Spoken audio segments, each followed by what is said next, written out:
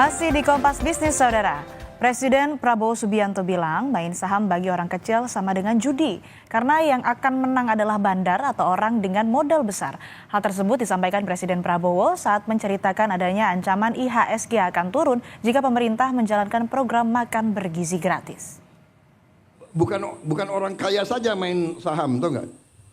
Ada teman-teman saya ahli matematik. Dia mau pakai algoritma. Tapi saya lihat hidupnya stres. Tiap detik lihat TV, lihat apa itu?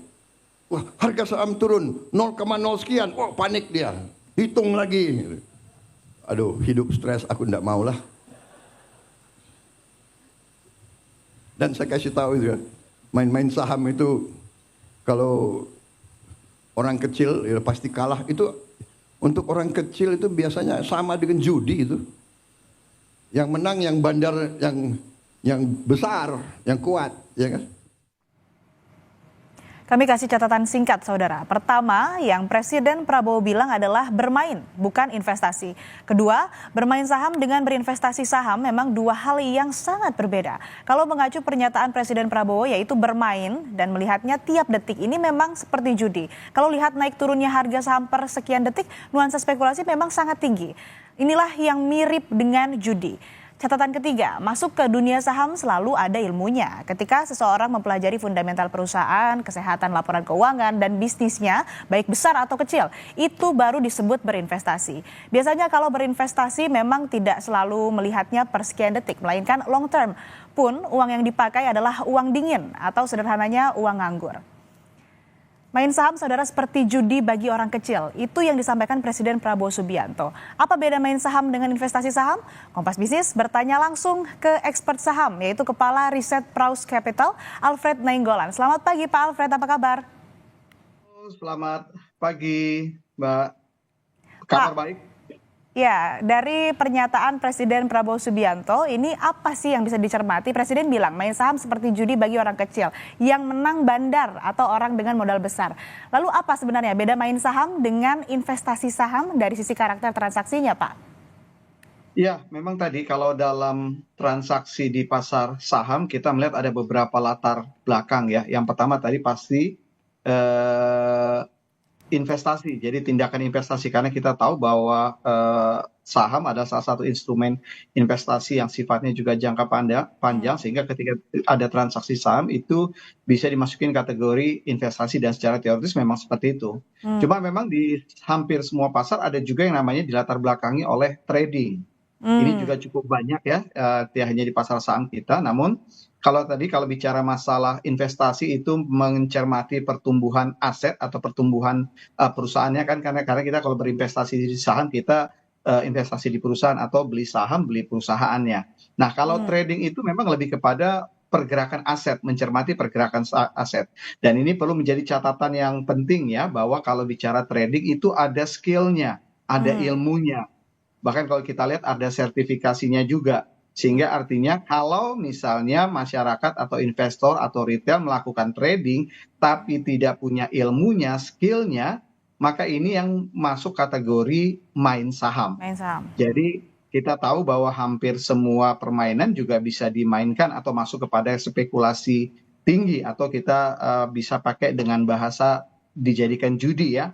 Artinya apa? Bahwa pasar saham, transaksi saham juga bisa dijadikan juga sebagai instrumen untuk melakukan spekulasi tinggi atau judi, baik secara tidak sengaja karena dia tidak tahu, biasanya nih motifnya tidak tahu bahwa itu perlu skill, perlu pengetahuan. Nah, bagi yang kadang ada juga yang sadar bahwa mereka tahu bahwa ini ada spekulasi tinggi, mereka tetap melakukan dan mereka memakai pergerakan harga saham sebagai sebuah instrumen untuk melakukan transaksi spekulasi tinggi untuk mengharapkan keuntungan yang kita kategorikan judi. Jadi kalau saya menempatkan maksud dari main saham mungkin arahnya ke sini ya.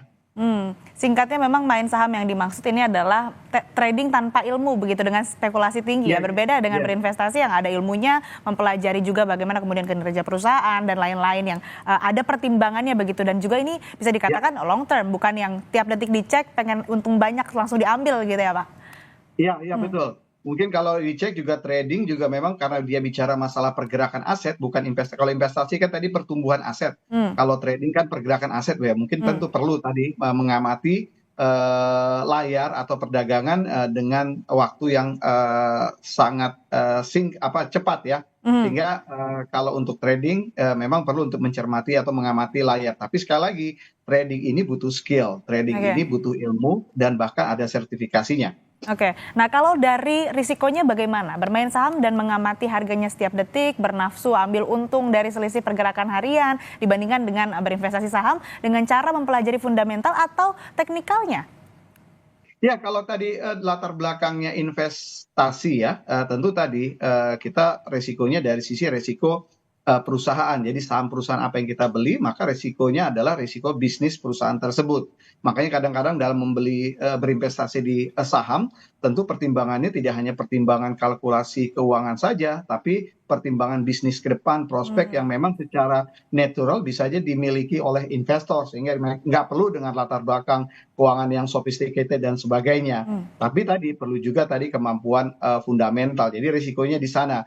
Yang kedua kalau bicara masalah trading tentu risikonya dari pergerakan harga aset itu sendiri. hmm, Jadi kalau kita lihat bahwa pergerakan harga aset tentu dipengaruhi oleh informasi-informasi yang berkembang. Kecermatan dalam mencermati informasi yang terlihat melalui tadi nilai transaksi, pergerakan harga saham, ini hmm, tentu tadi menjadi concern untuk para trader atau hmm, para untuk yang melakukan trading. Jadi resikonya lebih kepada ke sana. Jadi kalau memang hmm. eh, skill atau kemampuan kita juga tidak mumpuni, maka risikonya akan cukup besar untuk melakukan trading. Nah, yang bermain saham ini tidak punya ilmu dan sebagainya, tentu Hmm, resikonya akan jauh lebih besar karena kita hmm, tahu kalau bicara masalah spekulasi atau judi bisa hmm, dikatakan bahwa resikonya paling tinggi dan memang sekali lagi bahwa untuk masyarakat atau retail atau investor yang melakukan hal ini tentu tadi bahwa ini sesuatu yang memang sangat sulit diprediksi sehingga kemungkinan tadi apalagi kita tahu bahwa ada kemungkinan bahwa transaksi di beberapa saham ada flow-nya atau hmm. ada market maker dan sebagainya yang artinya bahwa itu akan sangat mempengaruhi pergerakan harga sahamnya di luar faktor-faktor yang seharusnya. Oke, selanjutnya nih Pak Alfred, bagaimana dengan sekuritas? Apa yang harus dipastikan khususnya bagi investor pemula saat memilih sekuritas untuk berinvestasi saham? Ya, yang pertama tadi kalau kita lihat kalau melihat dari sisi pemilihan sekuritas tentu tadi adalah sekuritas yang memang sudah terdaftar di bursa ya. Kalau kita cermati memang sudah cukup banyak juga sekuritas yang terdaftar di bursa. Yang kedua mungkin dari sisi fasilitas. Hmm, Yang perlu fasilitas artinya bahwa memang hampir semua sekarang sekuritas punya yang namanya platform online trading untuk memudahkan transaksi. Yang ketiga adalah infrastruktur sekuritas itu sendiri. Artinya bahwa seperti misalnya bagi investor mungkin hal-hal yang penting tadi adalah seperti misalnya divisi riset yang biasa mengeluarkan riset yang bisa menjadi sebuah panduan untuk bertransaksi baik itu dengan latar belakang investasi atau latar belakang trading ya. Karena hmm, kita tahu bahwa sekuritas yang punya divisi riset analis-analisnya mengeluarkan report-report untuk hmm, memberikan panduan atau guide atau kemampuan fundamental, kemampuan teknikal yang bisa dibaca untuk mempermudah investor atau retail dalam hmm, mengambil keputusan. Jadi sebenarnya cukup simpel dalam memilih sekuritas ya, karena kita tahu bahwa hampir semua anggota bursa yang terdaftar atau sekuritas yang terdaftar itu juga bisa dikatakan sudah aman karena sudah ada perlindungan dari regulator sendiri terhadap investor yang tadi menggunakan anggota bursa atau broker atau sekuritas. Oke, itu soal sekuritas. Kita beralih ke pengawasan dan perlindungan hukum. Perlindungan hukum seperti apa yang akan didapatkan investor saat main saham dan perlindungan seperti apa yang akan didapatkan investor saat investasi saham? Ya, kalau bicara perlindungan tapi tidak lepas dari undang-undang pasar modal ya tahun 95.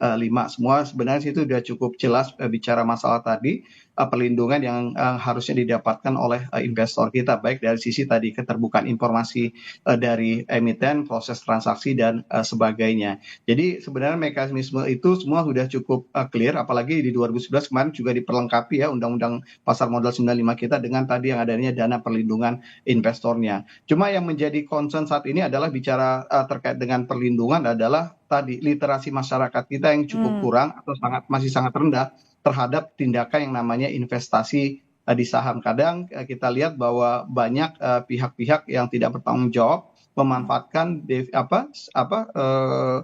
pemakaian kata investasi untuk produk-produk yang sebenarnya bukan investasi. Justru kebanyakan di sana. Untuk yang kejadian di pasar modal memang lebih kepada tadi ya, karena memang sekali lagi bahwa dalam berinvestasi, khususnya tadi bicara masalah trading, ini begitu banyak permasalahan psikologi yang bisa menjadi faktor terberat atau resiko bagi investor. Seperti misalnya herding bias, perilaku investor yang sering ikut-ikutan.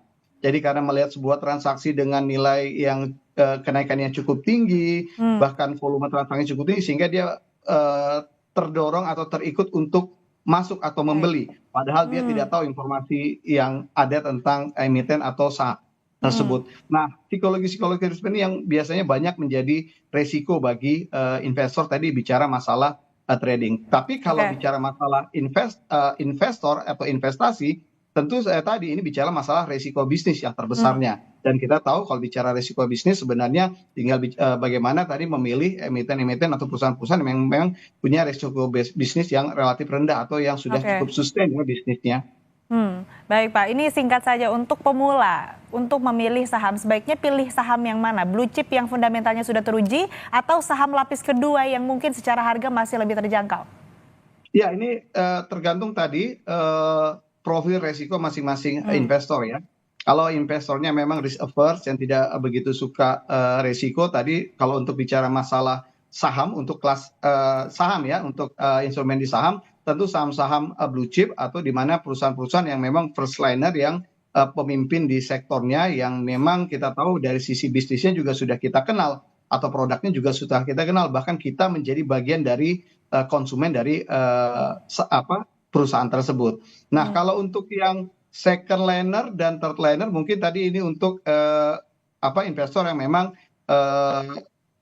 risk taker ya, yang suka dengan resiko atau tidak begitu terlalu gundah ketika terjadi proses naik turun, karena saham-saham yang second liner, third liner tentu punya volatilitas yang cukup tinggi. Kalau overall kita lihat hampir sama pengamatannya, lebih kepada bisnis, karena tadi sekali lagi kita membeli saham, kita membeli perusahaan, tinggal mencermati bisnis perusahaannya. Kalau kita mau lebih dalam lagi, kita bisa mengeksplor laporan keuangannya yang juga sudah tersedia, sangat bebas kita dapatkan bagi investor, tinggal kita mencermati tadi item-itemnya, berapa labanya, berapa pertumbuhannya, bagaimana kondisi utangnya, dan sebagainya.